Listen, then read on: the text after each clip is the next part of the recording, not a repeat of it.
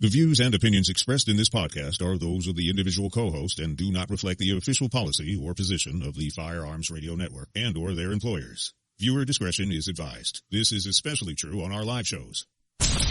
Broadcast for shooters, hunters, and gun enthusiasts. This is the Firearms Radio Network. The bandwidth for this episode of This Week in Guns is sponsored by Patriot Patch Company. PatriotPatch.co. Welcome to This Week in Guns. This show is brought to you by the Firearms Radio Network and Patriot Patch Company. And this show offers commentary on the latest firearms industry news, information, and buzz. I'm your host, Sean Herron, and as always, my pleasure to introduce our panelists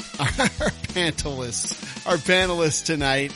I've been stumbling over my words all day, so I just imagine it'll keep going today. First up, returning, we have the founder of Operation Blazing Sword and national coordinator for the Pink Pistols, Aaron Paulette. How are you? Oh, I'm not wearing pants. Okay, perfect. Because so I'm a non-pantelist. Yeah, non-pantelists are how we prefer things around here. Next up, we've got host of the Second is for Everyone Diversity Shooting Podcast, Second Amendment advocate, co-host of the Gun and Gear Podcast, firearms trainer at Simon Says Train. His name is Tony Simon. Welcome back, buddy.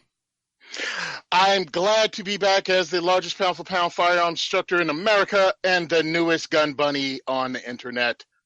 How you doing, Sean? Yeah, there's like a thing of you in a bathtub, and this show has like a history of that, and I don't know. It's a clean show. What can I say, Sean? Very clean, soapy, and everything. All right, go check out Patriot Patch Company. That's patriotpatch.co. Get their Patch of the Month Club. And if you have a gun, carry a gun, use a gun, or plan to use a gun, if you ever have to, for self-defense, you should check out Second Call Defense. Go to firearmsradio.tv/SCD to find out more. Super inexpensive and a great way to make sure that you don't spend a year or more of your life languishing in courts and jails and all kinds of other stuff if you ever have that worst day. Let's get right into the stories.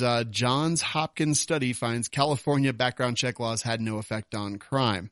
I think that whenever I see articles like this, I'm like, yeah, we all know that, and it seems like common sense. But this article comes to us from Bearing Arms. But this academic study found that once again, gun laws are not having their desired effect. It was a joint study conducted by researchers at the Johns Hopkins Bloomberg School of Public Health. Note that there. And the University of California at Davis Violence Prevention Research Program. They found that California's much touted mandated background checks had no impact on gun deaths, and researchers are puzzled as to why. I don't really think we are. Tony, start us off. I just find it funny because at the Bloomberg, what was it called? I'm sorry. Johns Hopkins Bloomberg School of Public Health. Yes, he has literally bought a school and he uses it to promote his gun control. And the thing that he bought is not performing the way he wants. I'm just giggling over that. But the paper, rock, scissors game they played with the lowest ranking dude to carry that report out. You getting fired. I'm not going out there. Take this axe. It's just Put on your red suit, buddy. You going down to the planet, Ensign Johnson. You ain't coming back with the rest of the away party. Oh, no. It was ridiculous. We all know this. Laws do not stop evil people. Laws do not stop criminals, hence the name criminal. And no matter how much money you dump at it, if they have to put out a report, there's no way they could fudge the numbers. They can just not report it in the major news media. That's what actually happens. Yeah. Now, Aaron, in 1991, California put in their comprehensive background checks rules, and they found that in the 10 years following, they compared yearly gun, suicide, and homicide rates over the 10 years following and found that there was no change in the rates of either cause of death from firearms from 2000. What do you think? This is my shocked face? Yes. I just want to know how many times we have to go through this. I mean, there was that. There was the sunset of the assault weapons ban, which, it's not like, the assault weapons ban has been repealed and suddenly the murder rates jump. There was the CDC report in, 2013? It was definitely during the Obama administration. During the Obama administration, yeah. Yeah, and that one got very quickly buried, about how gun rates criminal homicides are not only going up, but here we have solid numbers as to how many lives are saved by defensive gun use, and no one wanted to report that. So I just want to know how many times we have to keep repeating this before it finally gets through. I know it's a bit of a rhetorical question because, you can't argue an element of faith using logic.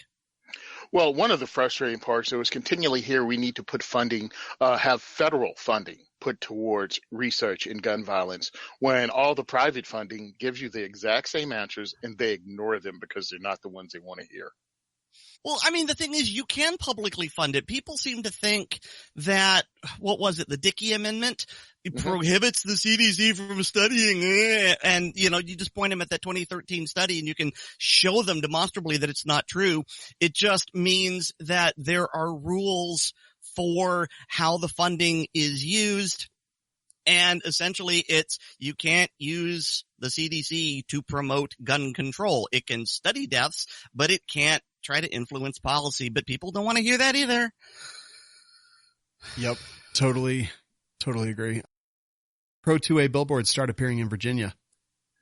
And they're kind of interesting. They say, and it's got pictures of Governor Northam and Bloomberg, and it says the Northam-Bloomberg gun confiscation plan starts January 8th. And then in big red digital letters, 2 weeks. And then a website, vagunban.org. And then paid for by the NRA Institute for Legislative Action. Wait a minute. They're still around? I totally forgot about them. No, actually, this is very interesting. Billboards, I think, are a really good way to raise awareness of stuff like this, or at least start this big conversation, and they're super expensive. So it's good to see the NRA doing something here. I've been very curious about their very conspicuous absence. Virginia is, it's gone insane, but Aaron, what are your thoughts on this? Okay. So disclaimer, I've had a really busy day. I haven't had a chance to follow up all these links. So I'm kind of, pulling this out of my rear end here. As for Virginia, oh man, of all the places I thought this thing would start, I would not have picked Virginia. And I have to wonder if the people involved are just tone deaf and stupid, or if they are deliberately doubling down again and again and again. And what is the number of counties in Virginia that have gone Second Amendment sanctuary? Like nearly all of them? Yeah, it's well over 100 out of 140. It's huge. I look at it this way. NRA-ILA hasn't spoken up in a big way. And people are like, well, they're not here. How dare they not be in Virginia, blah, blah, blah. Okay. Understand, I'm from Virginia. NRA thing, yes, they've dropped the ball a lot, but NRA-ILA has stepped it up. Prior to the election, NRA-ILA was going around knocking on doors and trying to get gun owners to care and vote in the election, and they didn't. So maybe the NRA-ILA is just exhausted from driving voters around and not having them care. You know what I mean? They were at gun shops, they had phone trees going, and the Virginia voter didn't give a dang. And maybe it was time for them to step up and do it on their own, which they have done. And now the NRA-ILA got some little money together and started buying billboards. Why are we going to poo-poo it or be upset because they're finally back into the fight? But you didn't listen to them when they were trying to prevent the whole thing from happening in the first place, because I know that because they were here in Jersey. And well, people still didn't vote. I want to ask you about that. I don't know. I mean, it might be fair, but is it really fair to blame all of the constituents of Virginia? Or is it a case like in so many other states like Illinois and Washington and Florida, where it doesn't matter how 90% of the state votes? What really matters are the one or two high population counties, and they go anti-gun. No, because voter apathy is voter apathy. And when you have 70% of the voters sitting at home, and all I can do is go upon what I had here because I worked the election polls in Jersey. Yes, I worked the poll. That I found 70% of the people didn't even vote in the election for the gubernatorial race. And I can't imagine voter apathy was any less in Virginia. But somebody can Google the numbers and find out. You sat on your butts, you got caught on your butts, and Virginia, being the awesome state it is, fought back. and I'm loving what they're doing. Truthfully, you don't need a large organization like the NRA, ILA to fight for you. People doing it themselves get things done faster, and it's more overwhelming. I think it's amazing what people did. I'm proud of my state. I'm proud of the people in my state, but you really need to vote because voting has consequences. Well said, without question. Next story that I want to talk about, Kansas deputy kills woman that used her car as a weapon against him. This comes to us from the Washington Times and says that he fatally shot a woman who tried to run down deputies with a car. She was in her 50s. They tried to stop her for traffic violations, but she fled. They pursued and then got her finally pulled over. And when they got out, they were telling her to turn her car off. She put it into reverse and accelerated towards deputies. The reason I thought this was an interesting story is because, you know, it doesn't have to be a firearm or a knife or anything else. Like, a car is absolutely something that can be used as a deadly weapon. And I always have those 4 tenets of self-defense. And that's, do they have the ability, the opportunity? Are you in jeopardy? And is there any chance for preclusion or to escape the situation without using lethal force? And I mean, a car, like that is something that I would say meets all that criteria. Tony, what do you think?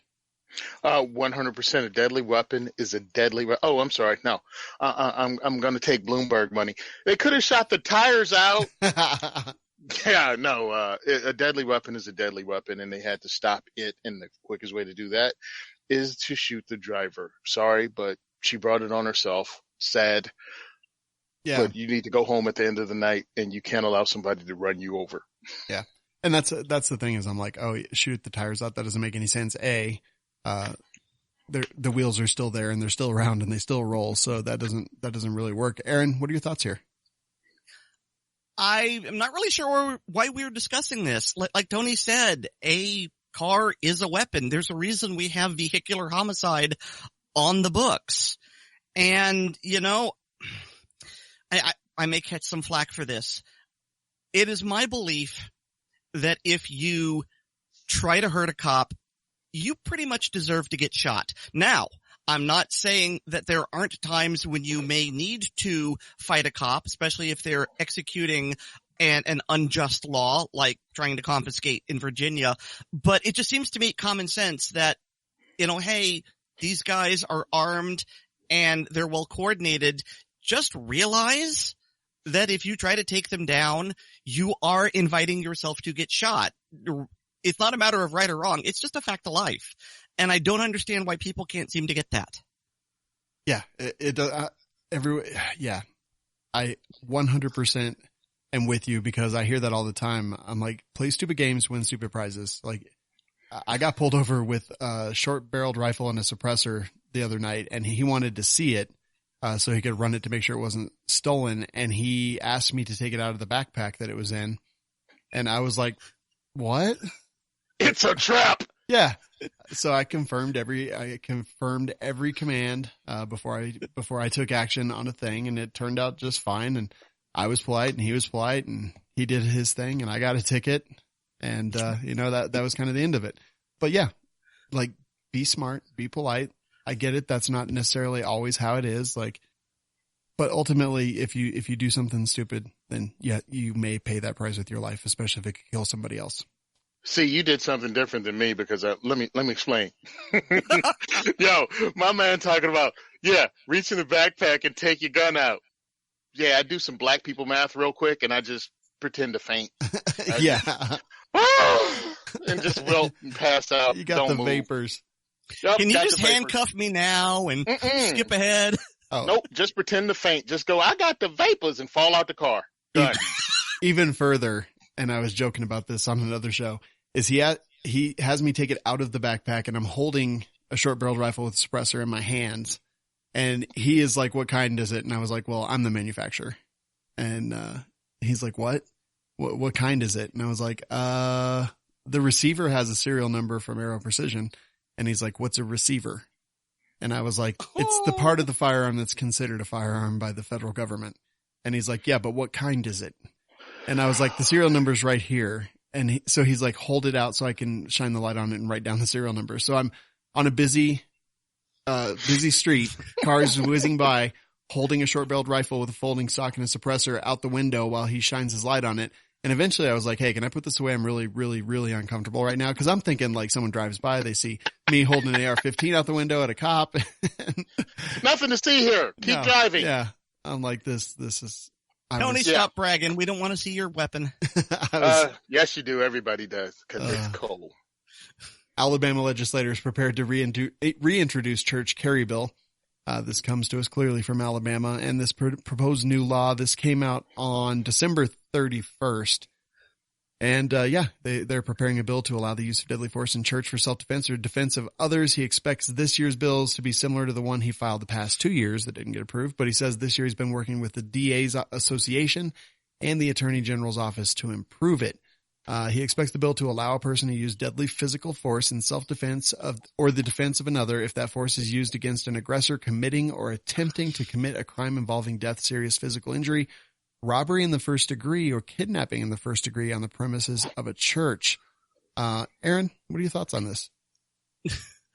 Well, much like the other post, I'm not really sure why we need to discuss this. This obviously comes as a result of the shooting in Texas.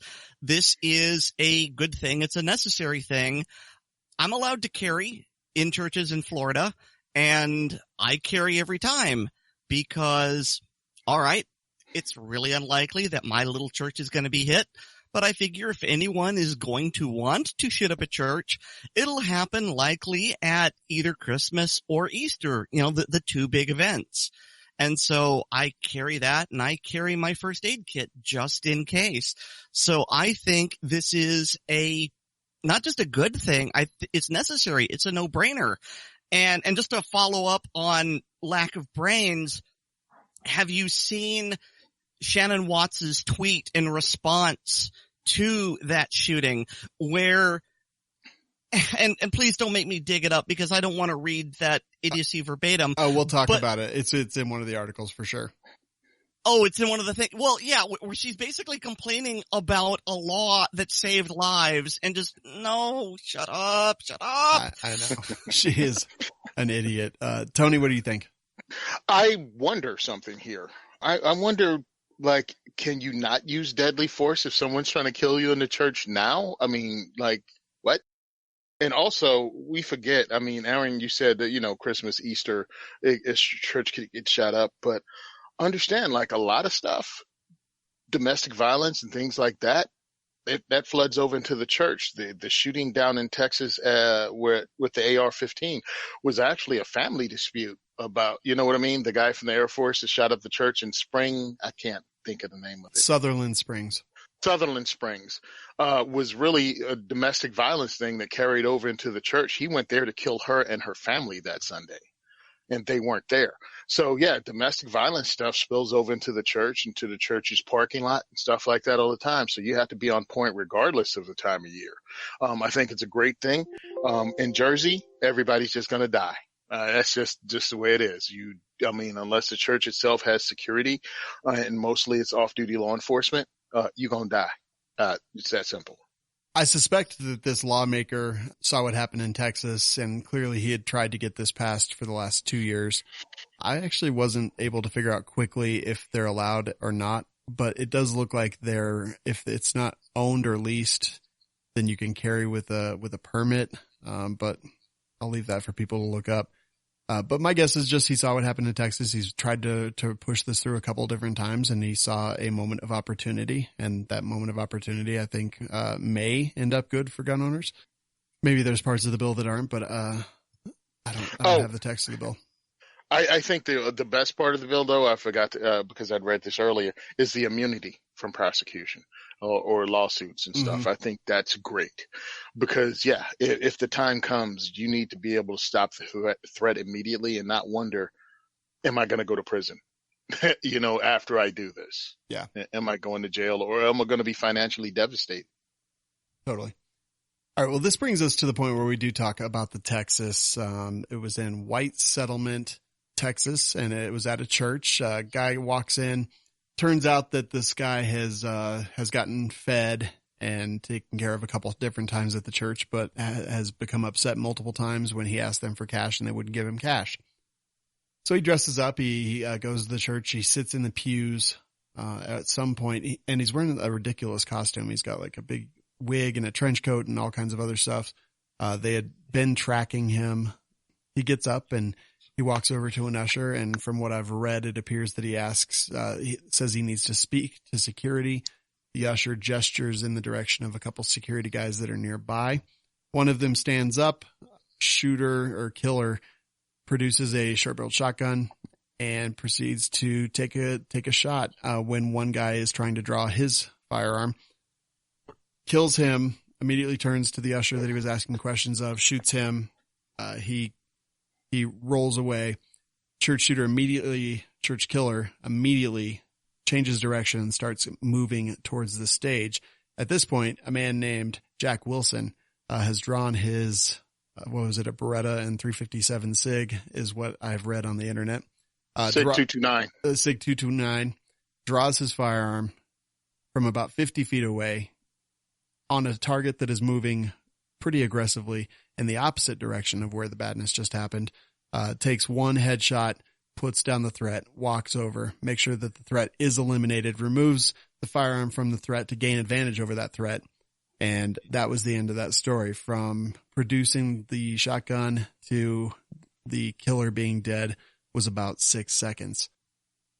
Authorities are pretty happy about that. Clearly, that's kind of a good thing. This man, Jack Wilson, says that he had to because he had to do this. He had to kill evil because evil exists. The church killer has a history of violence, all kinds of different things. He was even in New Jersey at one point, causing some trouble. And like Aaron alluded to, Shannon Watts, in her profound idiocy, has tweeted that allowing guns in churches was a horrible mistake. And I mean, we see killings in a bunch of different places that last 20 minutes plus, like Pulse nightclub. This one lasted 6 seconds because guns were allowed in that church. The governor had recently put legislation in place that basically allowed that. And this is a direct result of that. So I don't even know. Aaron, why don't you start us off? Like, what do you think about the whole thing from start to finish and everything in between? Wow. I mean, it's really a lot to unpack in a short period of time. I talked about this at length with my podcast co-host Weirdbeard on our episode of Assorted Calibers podcast, and that's going to drop on Monday. And we spend like about a third of the podcast just analyzing this. There's a really great video by John Correa of Active Self-Protection where he just goes back and analyzes the shoots and the time and things like that. And I recommend people watch it. But you've hit the highlights. There was evil there, evil that was intent on murder. It is tragic that 2 people died. But the thing is, just based on human reflexes, I don't think someone could have reacted quickly enough to have prevented those 2 shots. Because I've looked at the video and I'm pretty sure from the moment the shotgun is produced, Frank Wilson is assuming his firing stance and he's drawing. And, you know, it takes him 6 seconds to get a firing solution. It is tragic that those people were murdered, but we have to look for the good in bad situations. And the good here is that only 2 people were killed and it wasn't the full load of a shotgun or more. I mean, it could have easily been 6. Who knows what could have happened if he had time to reload. Fortunately, that wasn't a thing because as we saw at the end of the video, a bunch more armed church personnel appeared. And, well, it's a good thing that it wasn't a shootout in the church either. So as terrible as it was, I think it's most important to look at the good that came from it. And this is something that I mentioned when talking about the Pulse massacre. It is horrible that those 49 people died, but we can't change that. What we can do is make sure that they didn't die in vain and that hopefully their deaths lead to something good and something larger than themselves later on. Tony? Yeah, I 100% agree with everything that's said. Guy's a hero. All the people at the church that volunteered for security are great human beings. CNN really wanted to keep saying this guy was somehow retired FBI. No, it wasn't. Look at the security team. They're professionals. I'm like, no, that's what actually being trained and using a firearm looks like when everybody's trained together and works toward one goal and also includes the congregation in their security plan, i.e. everybody hit the ground because we don't want to shoot you by mistake. They had 250 people in that church. Can you imagine trying to discriminate and pull a target and shoot a target with 250 people between you and the bad guy? So everyone involved did a great job. It's sad that there was a loss of life. I mean, it just really is horrible, and it was live streamed, and the national media does not know what to do because they cannot force this into any narrative that makes it look bad, except, of course, Shannon Watts saying the stupidest thing possible. And then when you see they lobbied against being allowed to bring guns in, and out of 13 lobbyists, 10 of them were bought and paid for by Bloomberg, it's just disgusting. This guy is running around and pretty much being a hindrance in people saving themselves. Yeah. So let me jump in here because this is something that has bugged me for a long time, and it's the semantic games that the anti-gunners play. And so they're going to say that this wasn't a mass shooting because, after all, a mass shooting has to have 4 or more people dead.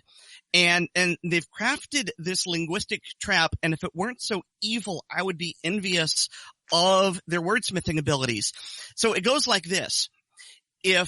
All right, so Jack Wilson stopped the guy from killing after he shot 2 people. Therefore, it was not a mass murder. Therefore, a civilian, once again, has not stopped a mass shooting. However, if the scumbag had managed to kill 4 people and then Jack Wilson stopped him, then they would say, oh, but once again, a civilian is not able to stop a mass murder. They win either way linguistically, and it really infuriates me, and I don't know how to fight it. Arrgh! Yeah, it is annoying. I was talking, so We Like Shooting did this analysis on Monday of this week. I actually went through this video and I zoomed in, and I would pick an individual and I would follow them, zoomed all the way in, follow them all the way through the entire event and ordeal. And I did that about 10 separate times with 10 different viewpoints, just so we could follow it and kind of see the responses of people and really talk about what those responses are. And Aaron, at one point I said the mass killer, and one of my co-hosts, Aaron Krieger, he corrected me. He said it wasn't a mass killing, and it stopped me in my tracks because I was like, "You're right, it's not," and it would have been, and it's not. And yeah, you're exactly right. We lose that battle because now this thing that happened and was stopped so quickly, they won't even count it, and they don't even care, and they're absolutely not going to use it for anything because to them, this is the exact opposite of what they want to see. Mm-hmm. It's winning is everything to these people. Their goals, they sicken me, and they would love a huge body count, and they're just hot garbage. And people that co-sign onto it usually can't think they were out of a wet paper bag. Lives were saved because you are your own first responder. You have to self-rescue. Think about it. 6 seconds. If you're in church, I know I do. I turn my phone off or turn my ringer down. And if my phone's off, 6 seconds, my phone won't even be on. You know what I mean? Mm-hmm. If you attempt to dial 911 from the first shotgun shot, my phone is still booting up. Police will not get there in time.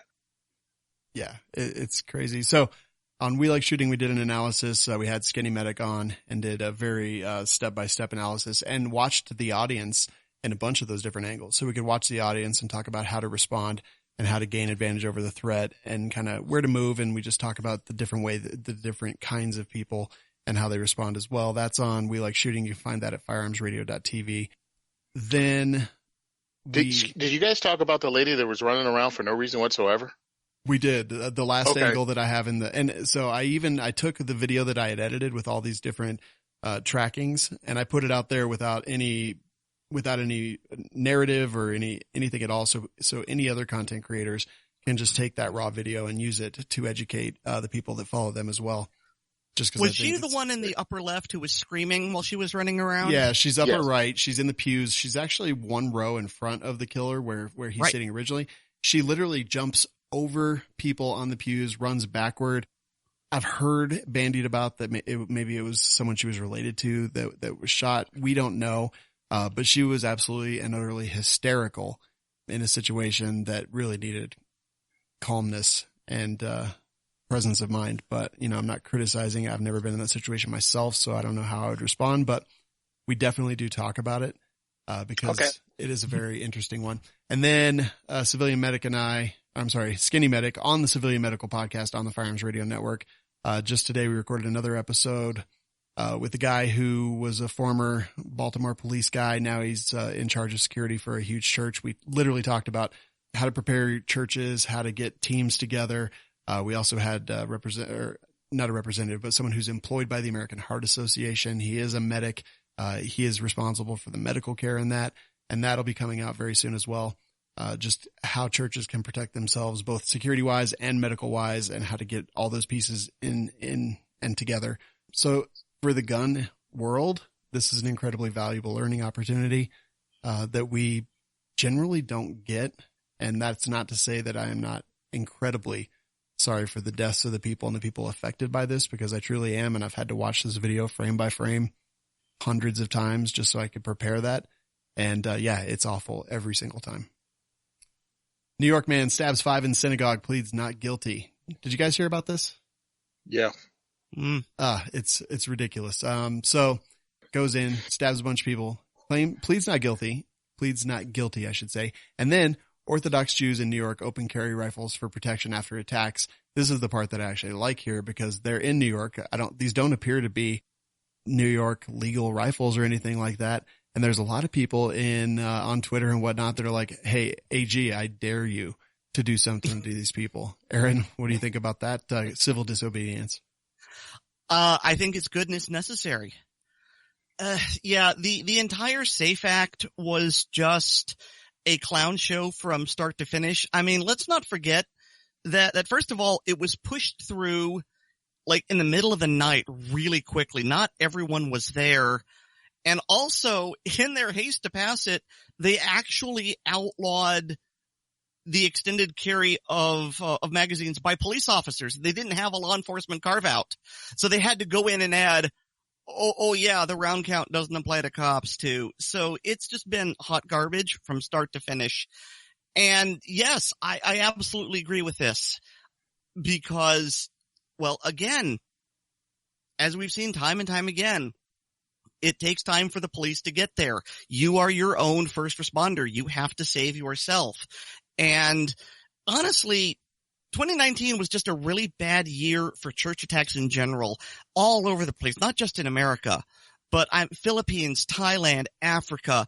Apparently that's just the new hot target. And especially when you are a group, I don't know if I should call them a race, an ethnicity, a creed, but Jewish people in general just really seem to be favorite targets. I am absolutely in favor of them carrying. So here's the problem though, quote unquote problem. I support them. It does, however, give us a bit of a handicap when we talk about law-abiding gun owners. Because I agree with them. I empathize with them. But what they are doing is in defiance of the law. And so I think we need to be careful when we talk about ourselves as law-abiding gun owners, especially if, like in Virginia, there comes a time when laws are passed that outlaw what we are carrying, and we have to decide, well, are we going to comply or are we going to fight? Are we going to resist?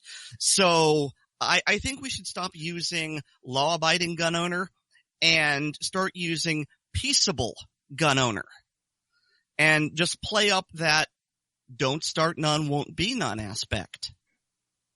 Yeah. Tony, I'd like to hear your viewpoint here.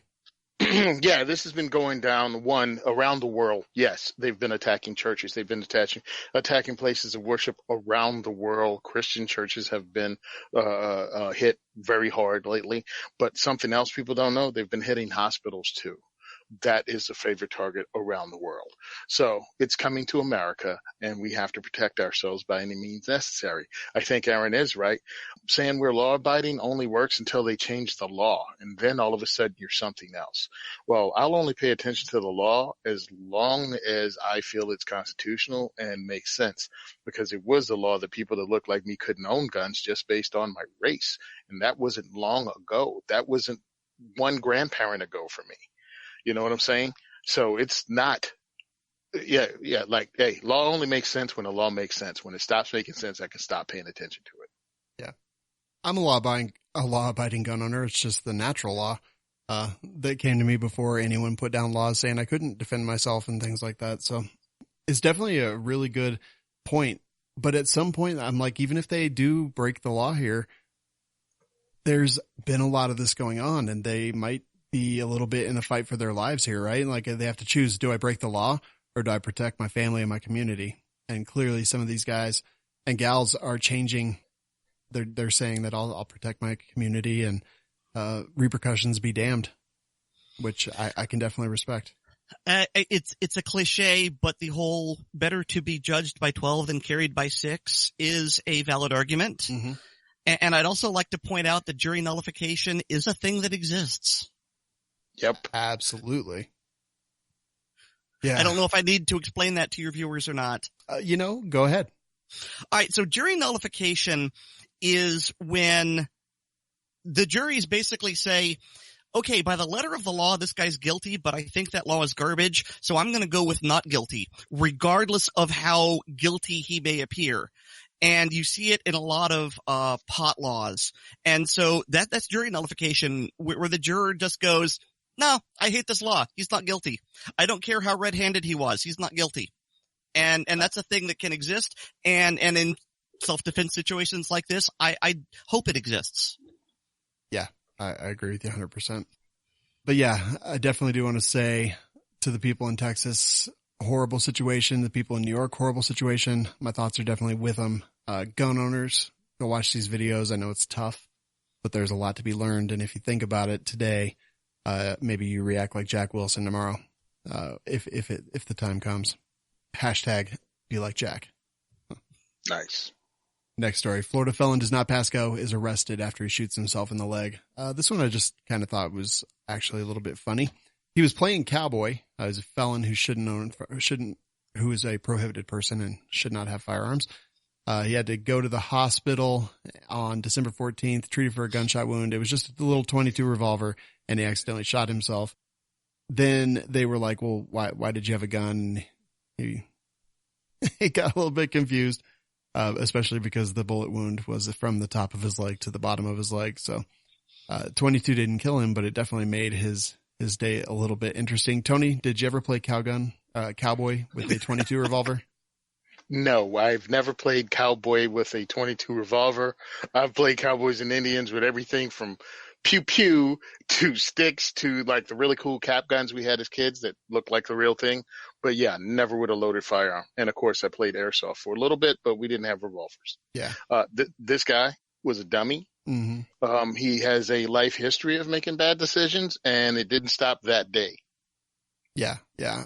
This is one of those things where it's like you injure yourself in such a ridiculous way that you're like, I'm not telling anybody. Clearly he had to, so he didn't die. But Aaron, what do you think about the cowboy here? Well, it's yet another case of Florida man. Yes, it is. I honestly, when I saw the picture, I had to check and make sure it wasn't Zane. It looked like Zane. Review. It really did. Yes. I don't know who Zane is. I'm sorry. Florida man. He's a Florida man. Yeah. Oh, okay. There's a joke here and I'm not really sure how to get it, but I mean, we can draw a parallel to that. Was it a DEA agent who mentioned how he was the only one in the room professional enough to have a Glock, and then as he holsters it, he shoots himself in the thigh? And yeah, you can draw a parallel here. Well, apparently he was just as professional as this prohibited person. Yes. Worst cowboy ever. Nice. This is why they kept an empty cylinder, so they didn't accidentally do this with their revolvers. Taking us right into the next story, Alabama man negligently shoots himself on the way to buy a holster. Talk about all your bad luck all in one place. But didn't die, lost a lot of blood, gonna be okay. But anyway, he was at Academy Sports, in Florence in Florence, Florida. Wait, no. Where is this? Where's Florence? I don't even know. It said Alabama in the title, but I don't see Alabama in the article. So anyway, near Florence at Academy Sports, it was in his waistband, accidentally shot himself on the way to get a holster. So here I have to say, dude, but also I'm like, he had the right idea. He knew he needed a holster. I'm just like, couldn't you have just left the gun at home locked away safely, or even in a lockbox in the car? He probably didn't have a lockbox either. I don't know. Aaron, what do you think about a holster guy here? This is why professionals carry holsters. I could even understand why he's bringing the gun if he, say, wanted to check the holster to see if it fit his particular firearm. But in that case, 1, don't stick it in your waistband. Have it in the gun, the case the gun came in, and 2, have it be unloaded.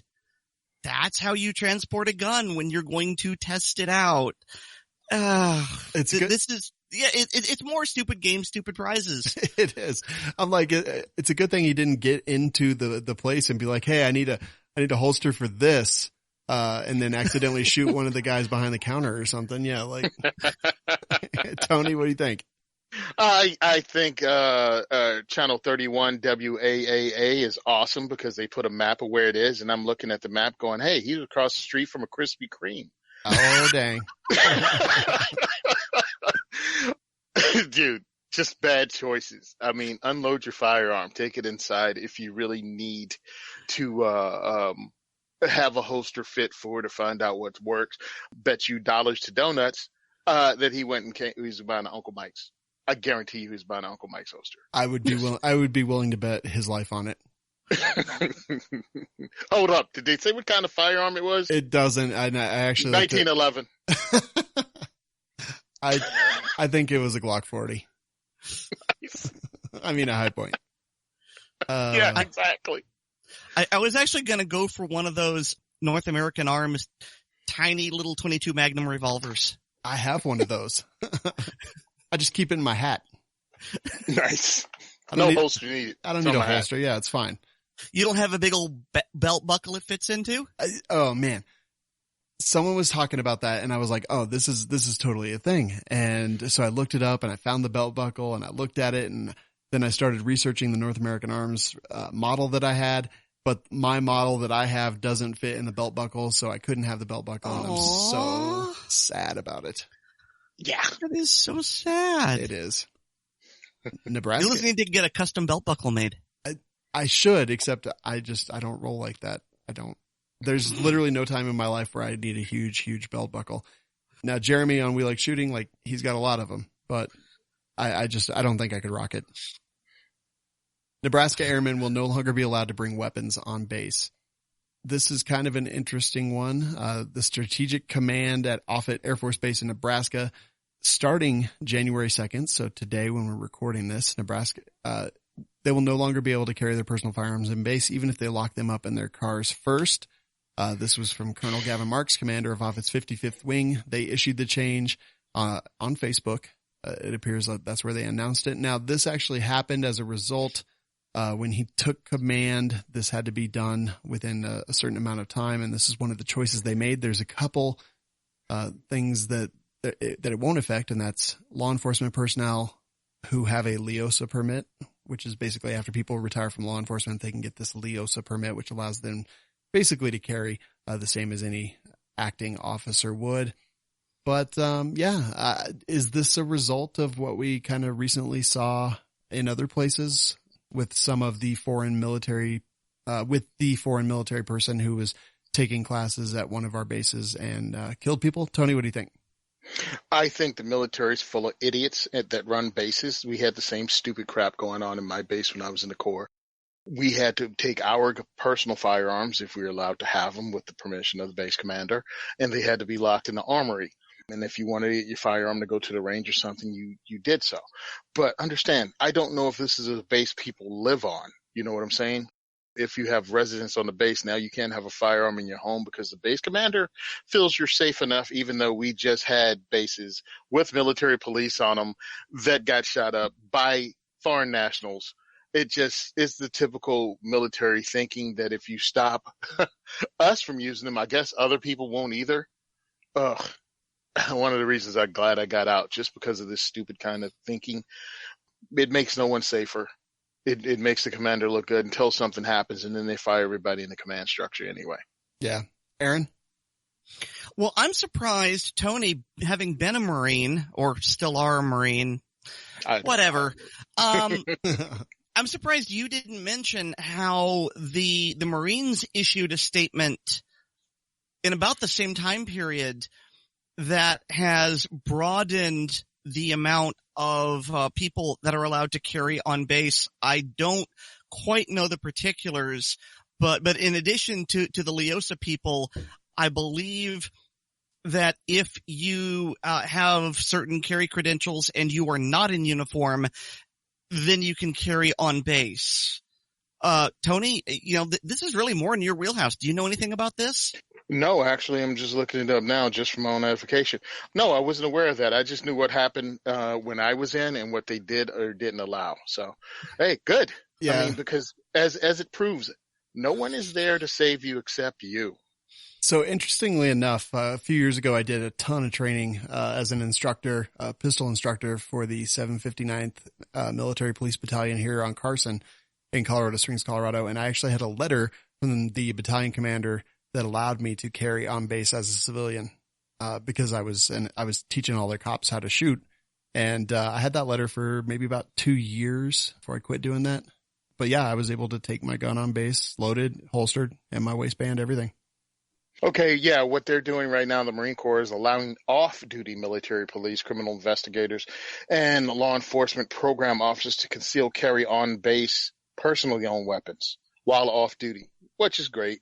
I mean, that's just more armed guys who can help save your butt, and they'll be in civilian clothes. But the crazy part is, if you're a Marine Corps reservist and you're a law enforcement officer, you can't carry on base. Yeah, kind of.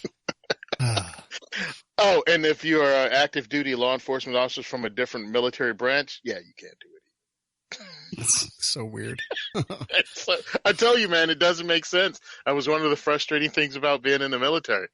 Just some of the rules just didn't make sense. Yeah. Quaint and curious customs. Yes. Quite. Yes.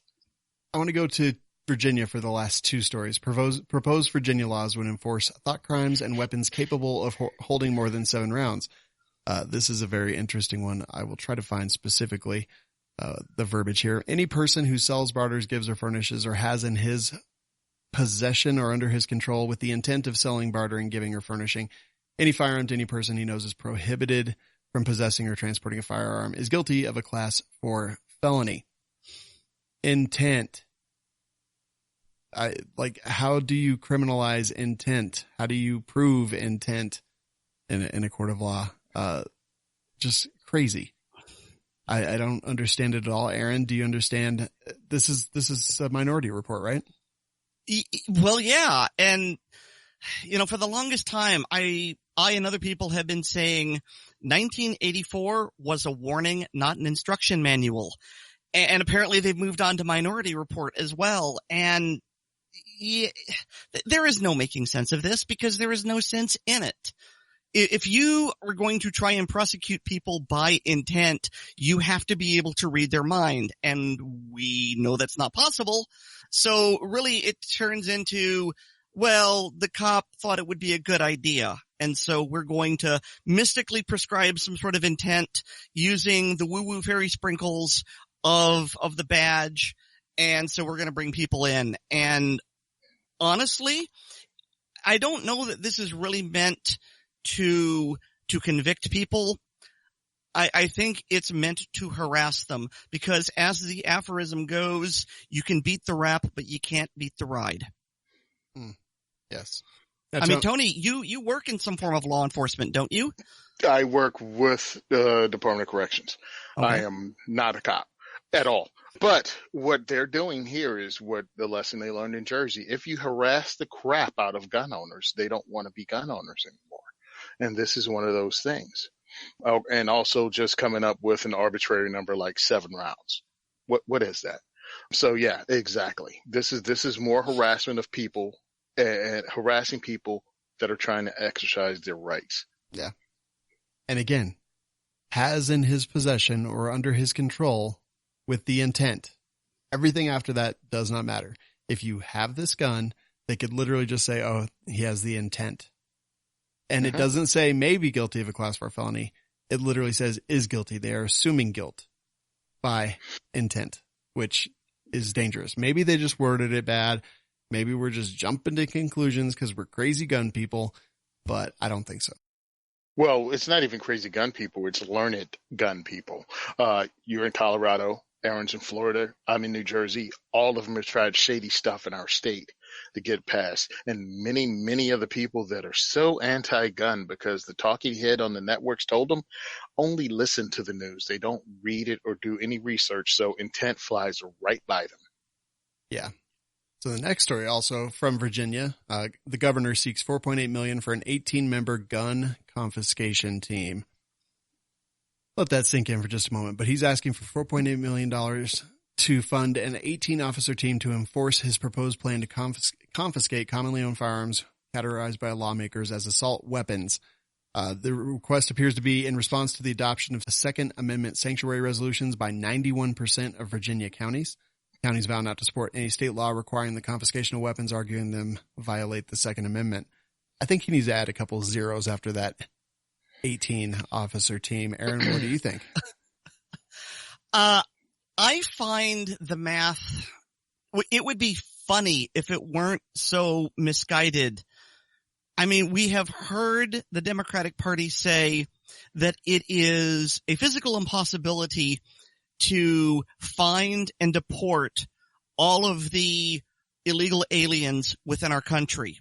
But they maintain it's perfectly possible to find and confiscate all of the guns in our country, which outnumber illegal aliens by at least a factor of 10, if not more.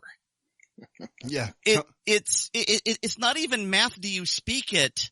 It's what has happened to your brain. And okay, I can't speak for every police officer. I know that there are some who will do the yuppie Nuremberg defense, i.e., I got bills to pay. But I know that there are a vast majority who will walk away, who will call in sick, who will not do this blatantly unconstitutional act. Of course, Virginia has also passed a law.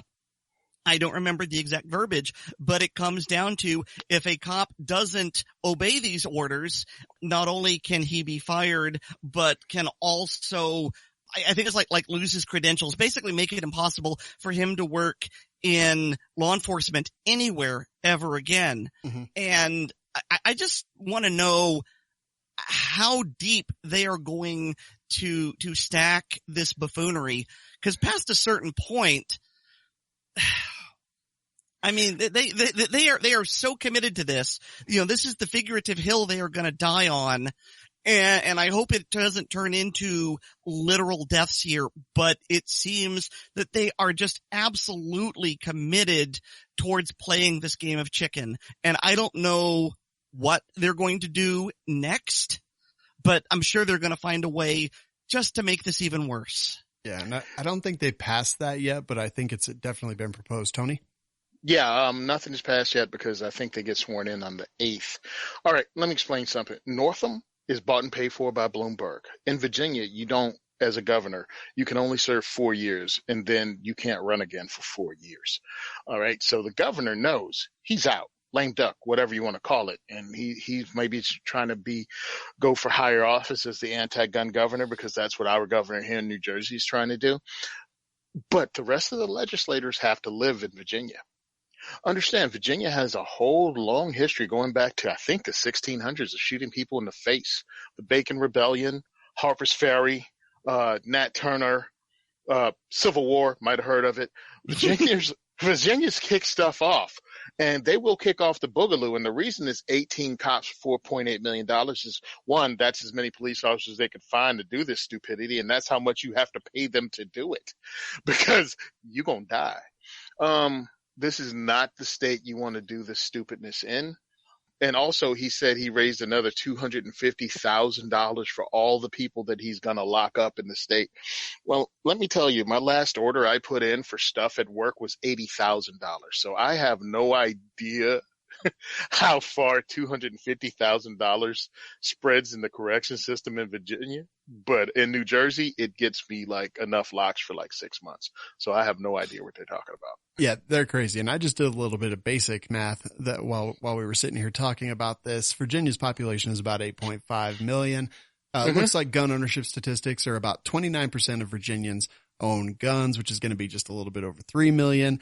And, let's say that in the Revolutionary War, the people that, actually turned in their guns, we've heard that 3% number actually, or I'm sorry, that fought in Washington's army. We've heard that 3% number bandied about, but that doesn't appear to actually be correct. It was more like 15 to 25%. So if we have 25% of 3 million, we're going to have 750,000 people, and 18 people are going to confiscate their guns. In counties that aren't going to enforce the laws and more than likely will come and stop them. So one, your 18 isn't going to last for very long. You'll probably get locked up in the first county you try to pull something off in. And two, again, growing up in Virginia, I don't know anybody that only had one gun. Well, I mean, it might work in Fairfax and Loudoun counties. Those are pretty blue, but, and I don't know, maybe parts of Richmond, but other than that, yeah, lots of luck. Yeah. I mean, yeah, Tony, you mentioned it. I'm like, Virginia's they're no strangers to the boogaloo. They've been there. Not at all. They boogaloo a lot. Yeah. Not recently. I mean, but... did you see the flag? I mean, come on. Six Emperor Tyrannus.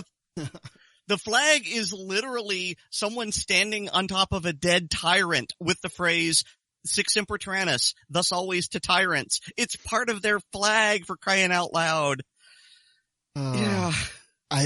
I do not understand this. I feel. Searching for a vacation for all the family? Find it with Thank you, 12 News, on your side. Well, yes, I am. Why, thank you. It just so turns out. I was looking for a map to show, but yeah, the map of sanctuary counties is absolutely ridiculous. I haven't seen those numbers updated recently, but as of November 25th, it was over 100. If it makes you feel any better, Sean, I had a moment of panic and was looking at my tabs. I was afraid I was the one that was playing the music. Nope, it was me. I was, I finally had to Google to find out if my county of Halifax County, Virginia was a sanctuary county, and it was. And I'm laughing because I click on the video and they showed the vote and some of the speeches people were making, which is awesome because I get to watch my hometown, Mary Bethune High School. Mary Bethune High School was an all-black high school back in the day. My mom graduated from there. And I'm watching the NAACP person, I forgot her last name, saying that we shouldn't vote and make Halifax County sanctuary county. And I'm like, the irony of you, a black woman, standing in a segregated school that blacks were forced to go into just based on the color of their skin, as the head of the NAACP for the county, talking in the state that passed the first gun control law in 1620 that said blacks can't own guns. The ghost of Harriet Tubman should have risen from the ground and slapped the snot out of you. I'm like, yo, do you understand the reason gun control is in existence is pretty much all around you? Yeah. And it's like gun control is a 400-year-old racist strategy, and you're standing in the state that it started in. That's the ridiculousness of their argument. Look, you have a human right to protect yourself, your family, your loved ones. Never give it up to the state regardless. Yeah. Of any organization says, and never wait for an organization to fight for your rights because they may have other goals than yours. So that's why I'm not terribly upset that the NRA isn't on the front row of this, because it takes we the people to fight for our rights, not huge organizations and bureaucracies. Yeah. On the screen right now, for the people who are listening via podcast, I am showing a map of the Virginia Second Amendment Sanctuary Counties map as of Christmas Eve, December 24th, 2019. And past sanctuary or additional measures, past resolution are in green, and this map is 98% green is just my guess. There's 1, 2, 3, 4, 5, 6, 7, 8 tiny little pockets of red. And when I say tiny, they could almost be just like a statistical anomaly.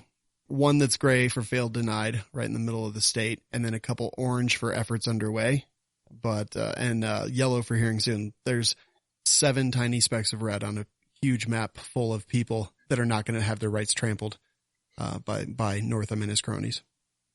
Very interesting. It's going to be it's kind of a crazy time. I guess we will see where this stuff goes.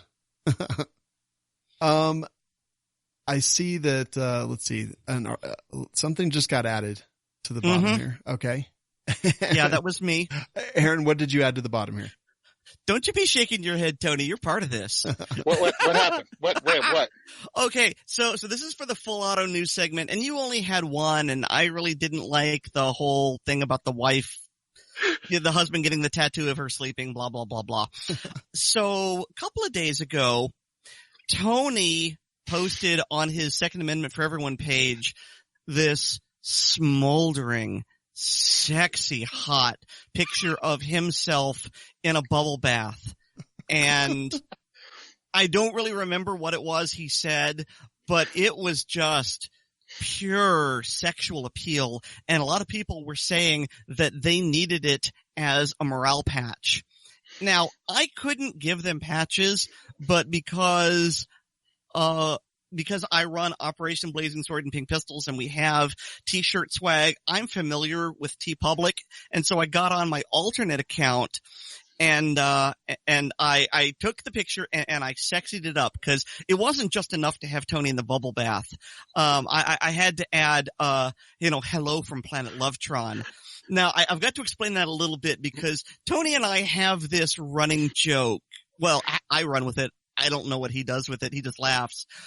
But he brings out the worst in me, really. And I get all, 1970s groovalicious shaft around him. And it's like, he's alien lightning from the planet Lovetron. The ladies call him Sweet Lord, but you can call him Sir. He's Tony Simon, the chocolate Godzilla, here tonight. And that was actually an introduction I did when I had him on the podcast. And so I added, hello from planet Lovetron onto it. And I thought, I should probably get Tony's permission first before I do this. And he thought it was hilarious. That noise you're hearing, that's him cracking up. And really the only thing he said was he wanted the two-way for everyone logo on it. And I put it right there. It kind of looks like a little bit of a tattoo on his chest. And, so yeah, if you want, you can get it as a sticker, a magnet, a button, a throw pillow, t-shirts, hoodies, baseball tees. You can get it as a baby onesie. You can get all sorts of, a coffee mug. Honestly, the only thing I regret we don't have is the thong panty. Because I think it would be hilarious to have his hello from planet Lovetron face right there on a women's thong panty. This is the greatest thing ever. Yes. So look, I'm glad. I hope this is the funniest thing that happens at SHOT Show and NRA all year. 1, the funds go to help us, and 2, it's just funny, dude. Never take yourself too seriously. And this is hilarious. And also, I got my mama a t-shirt, and I got a mug. I also picked up a t-shirt for my wife, and I got some stickers that I'm going to give away to guys that listen to the show. So, I mean, hey, look, it works for me. I think it's hilarious, and I can't wait to meet you guys at SHOT. And we're going to be giving away some stickers. Chad and I have some that started the joke because Chad was like, hey, I want to get this for my daughter, and we'll make a sticker as a joke. And we had some stickers left over because, you have to make a certain amount. So we're going to give them away to the listeners of the show that come up. And, man, if you have my face on your shirt, I will give out freaking 2 A4E patches until I run out. Okay, well, I hope it gets here in time because I just ordered one. Oh my God. And yeah, the profits from this will be evenly split between Tony's organization, the Second for Everyone, and my organization, Operation Blazing Sword. So it does go to two good causes. Yeah. Oh God. There you go. It's the greatest dude. I'll post a link in the show notes on Facebook and YouTube. Oh, please do. Oh, geez. I don't know what I just did. Dang it, Facebook. Literally the worst freaking link in the universe. I think it just sent like 47 messages. Let me try this again. Oh my God, this is the greatest. I'm going to have, what do you call it? I guess I'll have Artisan Tony put it on my website. A link. Okay, there we go. Now I shared the link. Jeez. All right, that is freaking hilarious. Hello from Planet Lovetron. Kenny, that's got to be the title of the show, right? I second the motion. Right. Oh, this never stops. Hi, my name is Tony Simon, and I totally support this show being named Hello from Planet Lovetron. Tony, tell us what you've been up to and where people can find you out of the bathtub. You can find me at diversityshoot.com. I will be recording my first 2A4E podcast in about 3 months. Tomorrow will be the recording. Got my stuff together and I'm on spring, whatever. Makes no difference. I'll be recording tomorrow. You can listen to it at the Second is for Everyone podcast. I had some stuff go on. We talked about it on the Gun and Gear Review podcast. I'd just like to take my time out to go. We will have diversity shoots coming up. I'll have the Minuteman Challenge come up. You can find all of that on diversityshoot.com, and the Second is for Everyone on Facebook, and Simon Says Train on Instagram. But really, Sean, could you read before the end of the show the phone number to Suicide Hotline? I had some personal things go on in my life, and I'd just like to throw that out there for anybody that needs help. Damn right I can. It's 1-800-273-8255. That's 1-800-273-TALK, or you can even text the number 741-741. And honestly, yeah, if you need to call that number, call that number. Text that number if it's more comfortable, like whatever you have to do. And Tony, I'm sorry for your loss. Thanks, man. Hey, anybody, reach out. You're important. Aaron, where can people find you online and all the honestly amazing work that you're out there doing? Thank you. I am all over the place. So in no particular order, I do a podcast every Monday with my fantastic co-host Weirdbeard, and you can find that at assortedcalibers.com. It's also on iTunes and Stitcher and Libsyn and all those other places.